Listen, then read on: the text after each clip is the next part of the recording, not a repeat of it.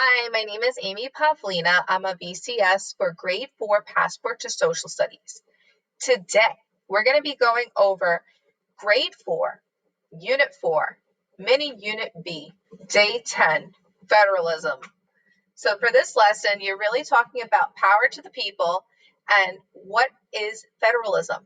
You're not going into a debate. You're just going into what is federalism, how does it differ from federalist, and how is this shaping our country as it is new in the late 1700s, early 1800s.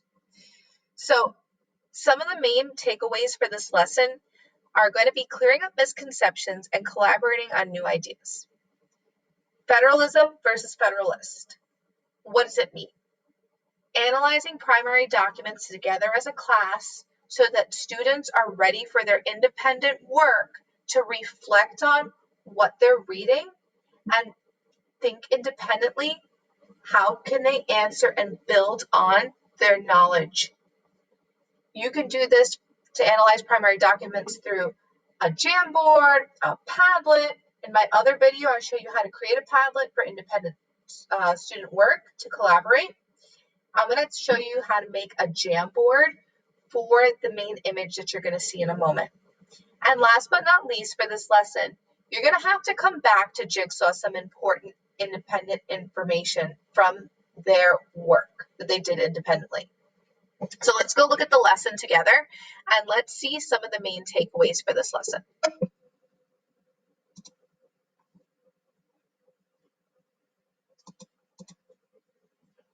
So the first thing that we come across with this lesson is that we are going to explore sources about federalism in order to really infer. This is hard for fourth graders, and this is especially hard for fourth graders who aren't reading on grade level.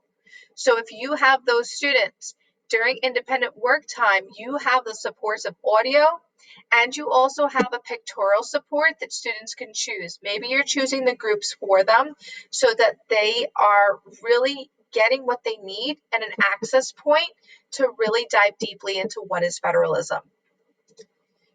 Your introduction model is going to be this picture. So let me show you what I do with my students. I take a snapshot of the picture by doing my Windows button, Shift and S, the copy, and I just go into a Jamboard and I paste the image by doing a Control V. And now I have my image.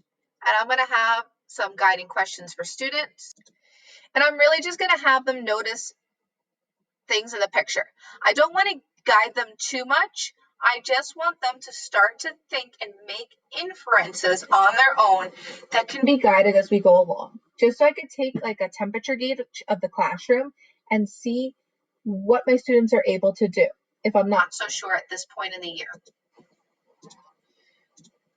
So I just put that question up. Maybe I put a little picture or something else, but I want to see what they are thinking about this. And when I'm ready to share this, I can drop the link in a chat for Zoom or Google Meets or in my Google Classroom by clicking share and opening up the link. I go to change link.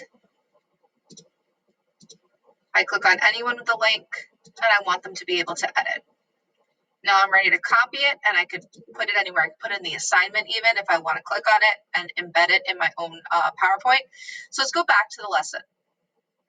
So after students do this, you're going to talk about what are they seeing in the image, what do they think about what they see, and what are they going to wonder.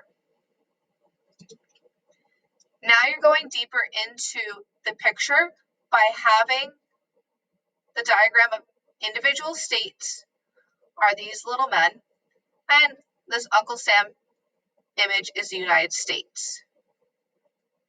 So it kind of looks like they're having a tug of war with power. And you're going to really go back into what is federalism. Students are going to have this idea, oh, a federalist supports this versus an anti-federalist supports this. If they remember, you want students to think that federalism at its very heart is that the federal government only has the power that was given to it in the Constitution. If a power or something's not listed in the Constitution, then the states or the people can decide. You then are going to talk about how the Constitution was really prepared to deal with that struggle, or so the country thought, and that Americans are going to debate who has the power, even to this day, national government versus the states. Who is right to decide?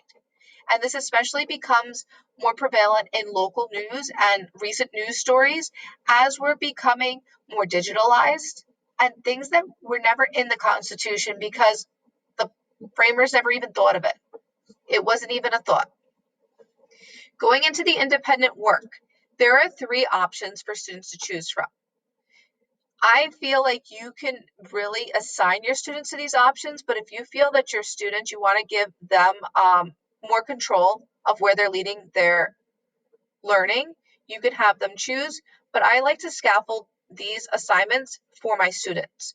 So maybe my students who are my higher level students, I might have them do the Federalism quotes.